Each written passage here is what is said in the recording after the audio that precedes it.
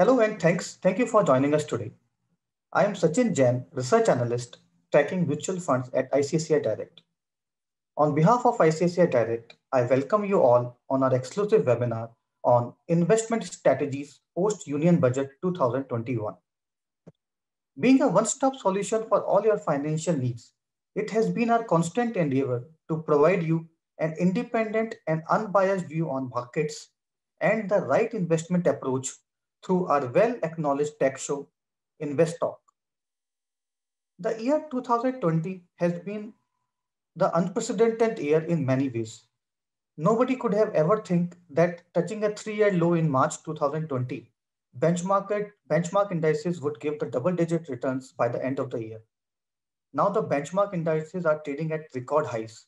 The relevant questions are, what can investors expect now in 2021? What should be the ideal investment strategy going forward? Request you all to stay tuned till the end of this session, as along with the investment approach, we will also share our top investment recommendations. On today, our guest has been an industry veteran. Actually, he doesn't need any introduction, but we have today Nilesh Shah of Kotak AMC. He has over 25 years of experience in capital markets, has managed funds across equity, fixed income, and real estate. He has also co-authored a book on financial planning called A Direct Take. Educating investors on financial planning is one of his hobby. A gold medalist chartered accountant and a merit ranking cost accountant. Please let me welcome you, the Managing Director, Kotak AMC, Mr. Nilesh Shah. Welcome, Nilesh.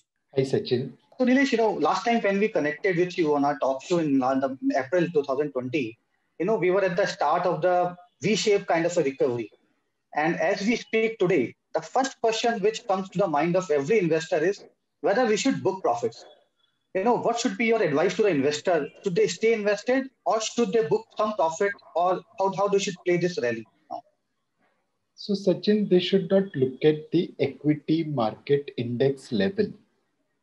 They should look at equity market valuation and their investment objective. Now, if you are overweight to equity, then this is time to book profit. If you are equal weight or underweight to equity, then this is time to stay put, don't book profit. Because this market is fairly priced market. Markets will go up and down, but in a fairly priced market, it makes sense to remain equal weight to equity. So my recommendation is that don't look at the index level, look at the valuation of the market, which is fair, and look at your risk profile and investment objective, and then take a call. Right.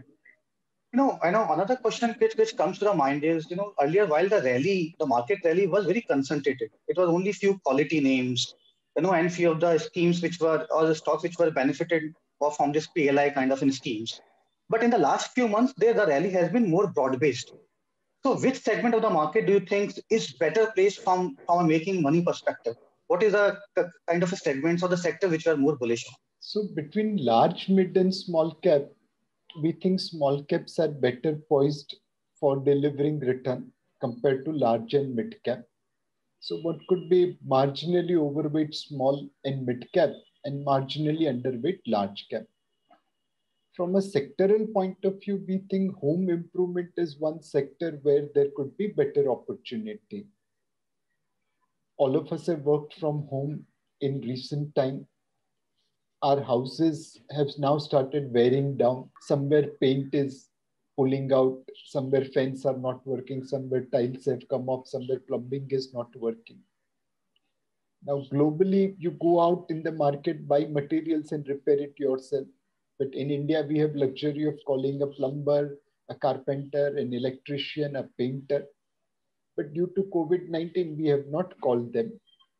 Now, as vaccination happens and COVID-19 fear starts coming down, we'll probably allow these people to come and repair our house, improve our house.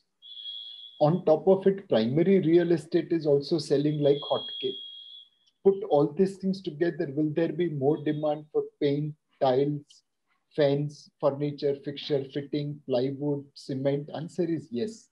So this entire segment of home improvement should do well. Okay, right. One of the major event, the union budget has just panned out. While there has been a kind of a sharp rally in the equity market post the union budget, the debt market seems to be in a kind of a worrisome kind of a mood. So, what is your take on the budget, both from the equity market perspective and also from a debt market perspective? So Sachin, I will call this budget in like a old Hindi movie, Sita or Geeta. Sita was a shy, introvert girl.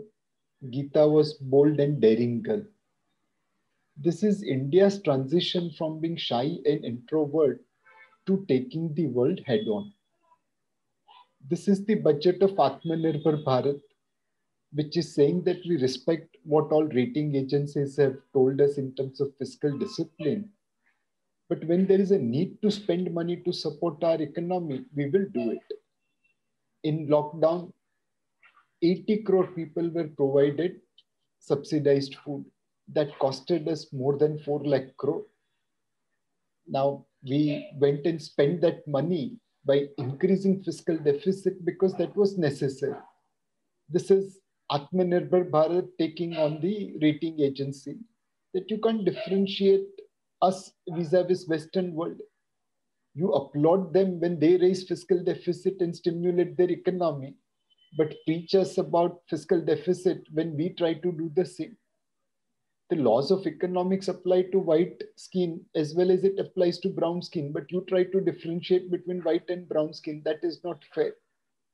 So this is the budget where India is taking the world head on its own term. This is the budget for India.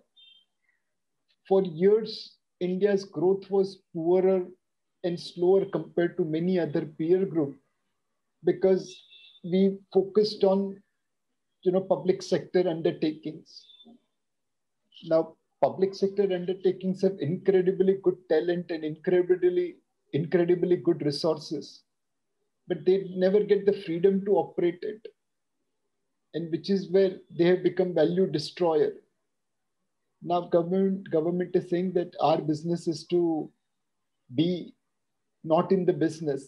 We are referee, we are not player, and we have set up an ambitious privatization target. Now, if that privatization indeed happens, economy will benefit significantly. In 2003, Hindustan Zinc used to produce 100,000 tons of zinc. Today, 17 years afterwards, they produce 1.6 million tons of zinc. That's 16 times growth in 17 years. In 2003, they were taking money from the government because they were loss-making company. Today, they contribute 10,000 crore to government by way of revenue, royalty, and taxes. Now, one company has moved from taking 250 crore to contributing 10,000 crore. Imagine how much more economy will benefit if such companies gets privatized. So this is the bold budget which has ignited imagination of the market. But please remember that intent is not sufficient. It has to be backed by execution. Every cricket team which went to Australia from India wanted to win the test match and win the series. Intent was always there. But we have seen winning the series only in last two test series. If you look at all along, India has never won a match in Gabba. Australia didn't lose a match in Gabba for 32 long years. So when Indian cricket team went into Gabba match, obviously intent was there to win the match. But it required superhuman effort from Cheteshwar Pujara and Rishabh Pant on the fifth day. Cheteshwar Pujara was standing like a rock on a deteriorating pitch. Ball was swinging and he had a choice to defend it with the bat, but the risk was that he could glove the catch to behind the wickets. Then he took the courageous call of taking the ball on his body. He was hit 11 times. Most parts of his bodies were hit by the ball, but he stayed there like a rock and he created the foundation on which Rishabh Pant, built a superb aggressive inning. Now, Rishabh Pant also dispatched Australian bowlers out of the pitch, out of the stadium. Now, when Pujara and Pant delivered that, we could go and win Gabba. Same way, budget has great intent, but it needs Pujara and Pant to deliver and execute. Okay, right. So who, according to you, are the pujaras and the punts of the Indian markets or the Indian, the bureaucracy or the government? Or which, who are the persons you are more betting on, in terms of companies, sectors, maybe the government intent side, maybe the policy sides. So, see, unfortunately, in cricket, you can win the game with 11 players. And two people, Pujara and Pant, will get prominence because on that day they contributed more.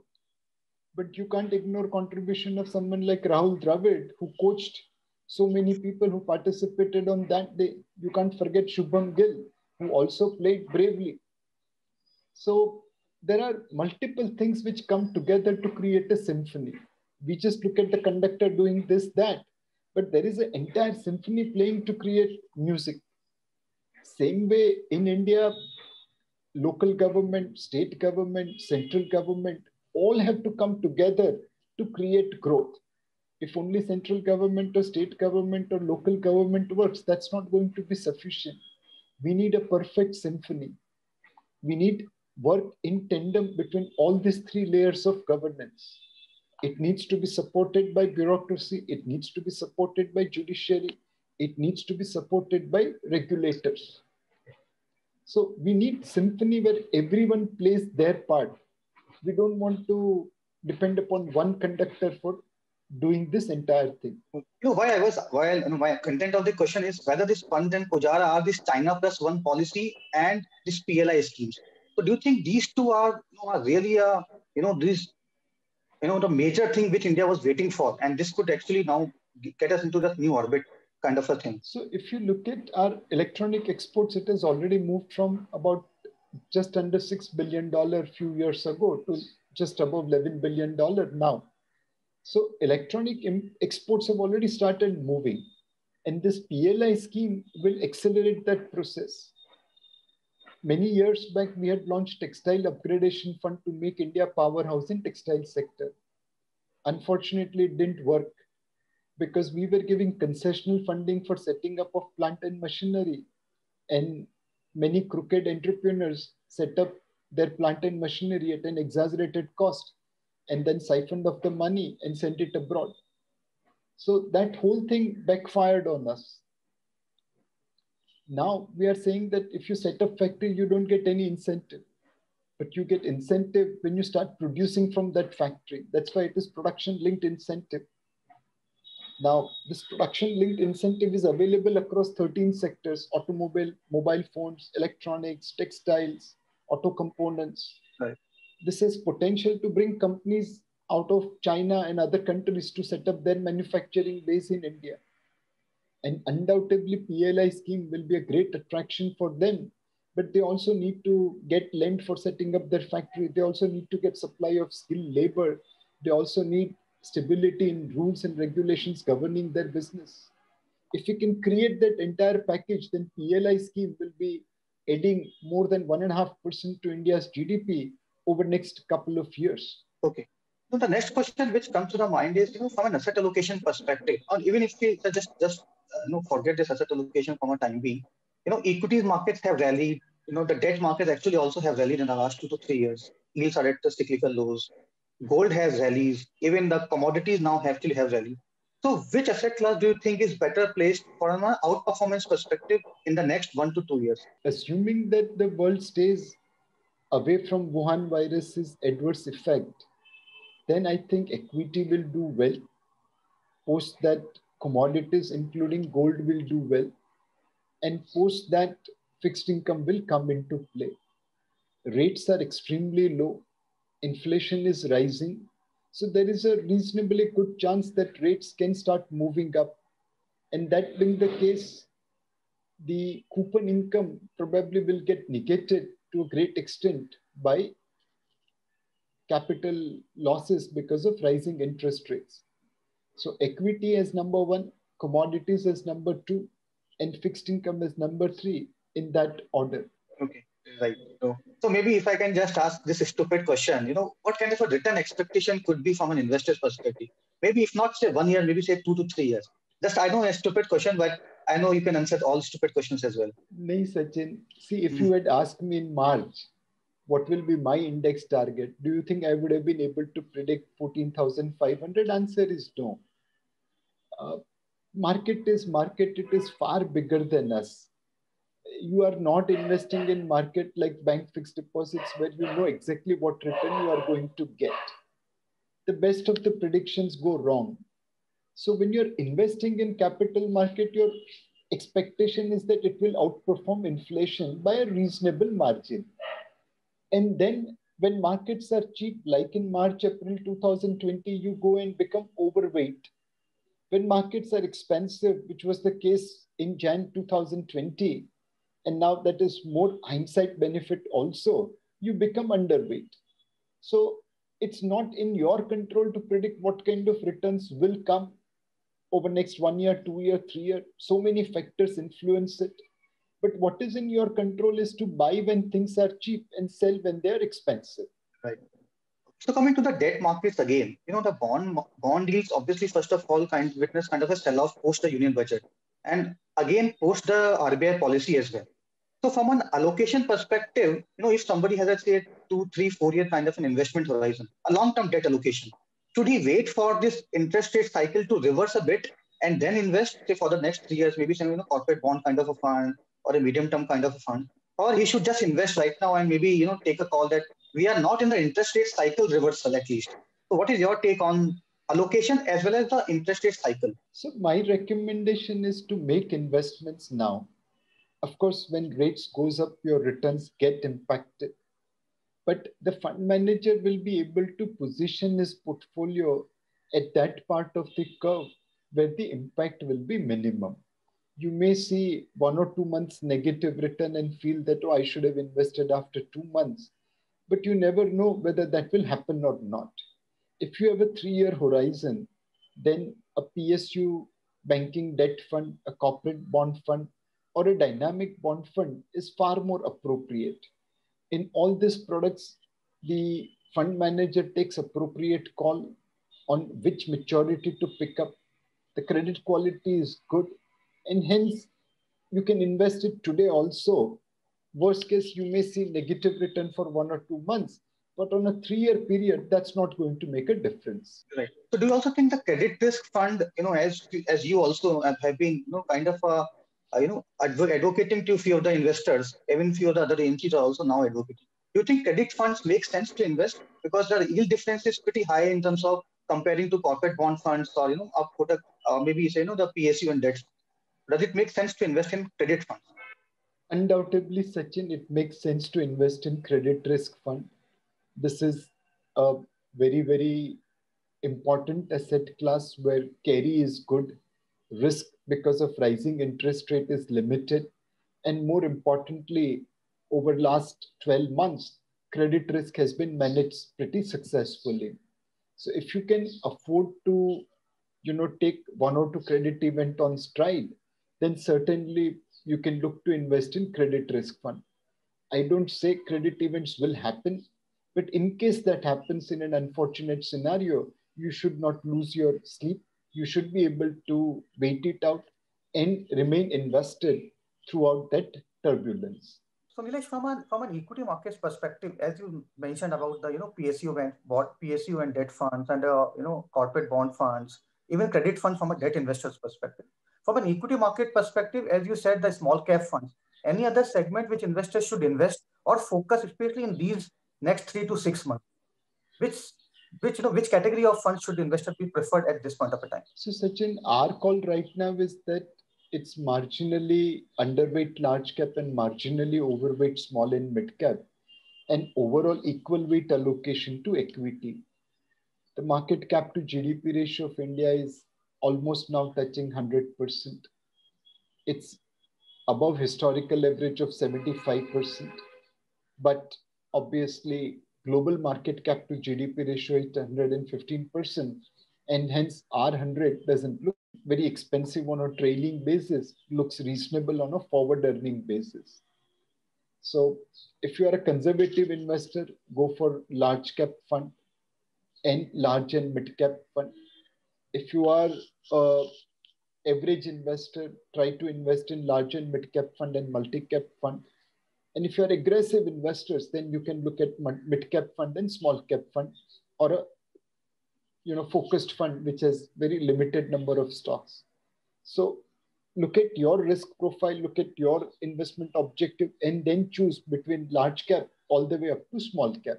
Right. Okay. So finally, before we leave you, your final advice to our investors in terms of investment and also in terms of how to create wealth, because investors generally get swayed away by the sharp fall and the sharp rally, and just they try to time it, whether we should book profit, whether we should invest. So how to create wealth? I mean, that's a very basic question I want to ask you. Sachin, when I started my career in stock market before I joined ICICI, uh, I lost all my money in 1992 uh, boom and bust. And then I had gone to meet a person whose advice I really respect even today. He gave some really good gems, which has helped me, and I'm sure which will help viewers. One, and most of this advice came standing in and around Dalal Street, just below BSC Exchange. So there is a very famous restaurant, Dwarika, on the corner of Dalal Street, which gives you very tasty samosa. And that gentleman will say that, this is the best samosa you will get in town. But you won't take stale samosa to your home.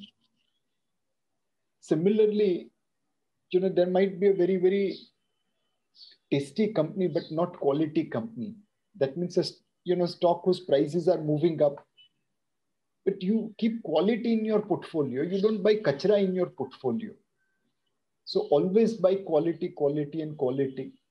If you want to trade in kachra stock. But if you want to invest only in quality stock.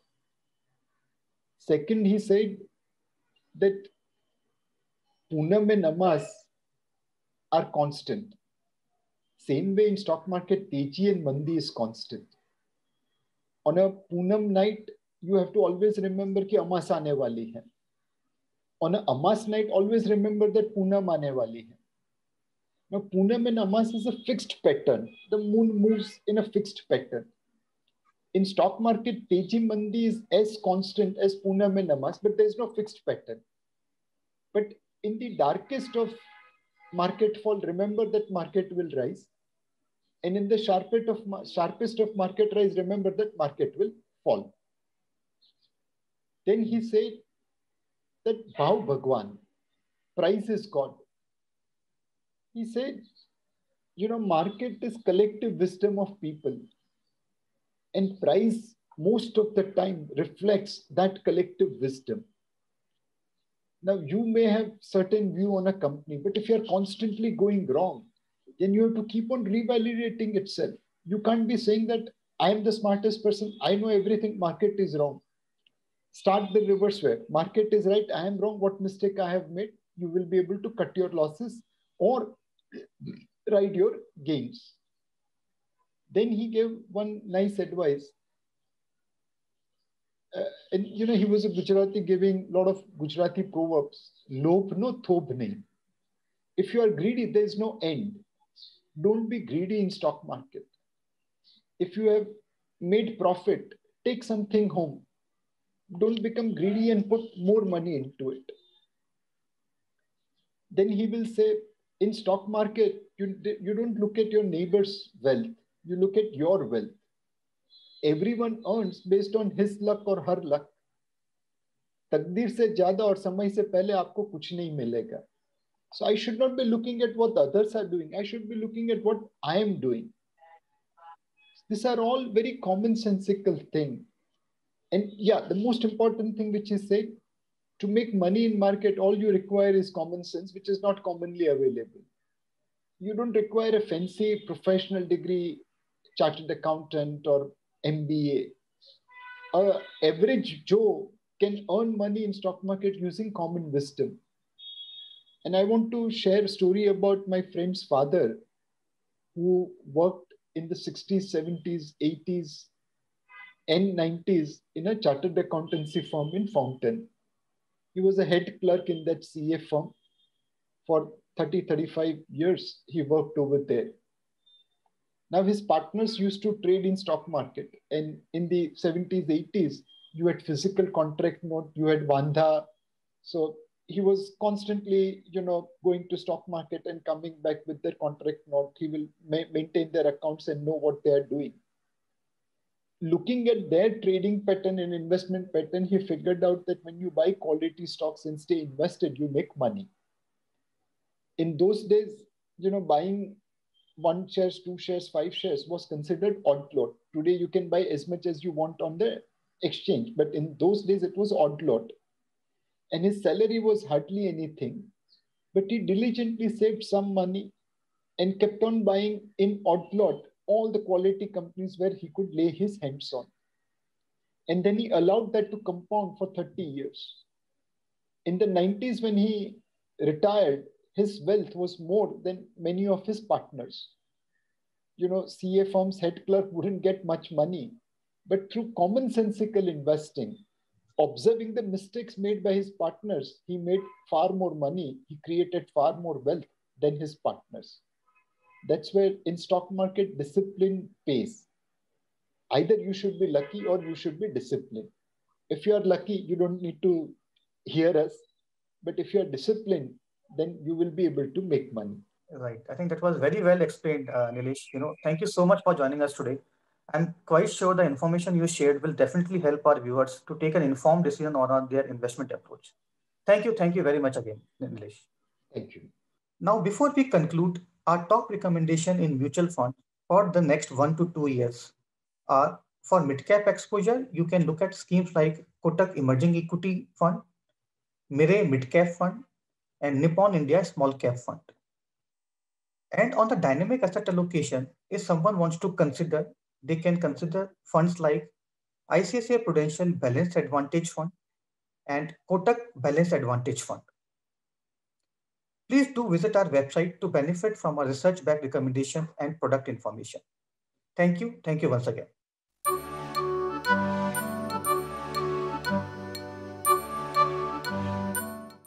Investments in securities market are subject to market risks. Read all related documents carefully before investing.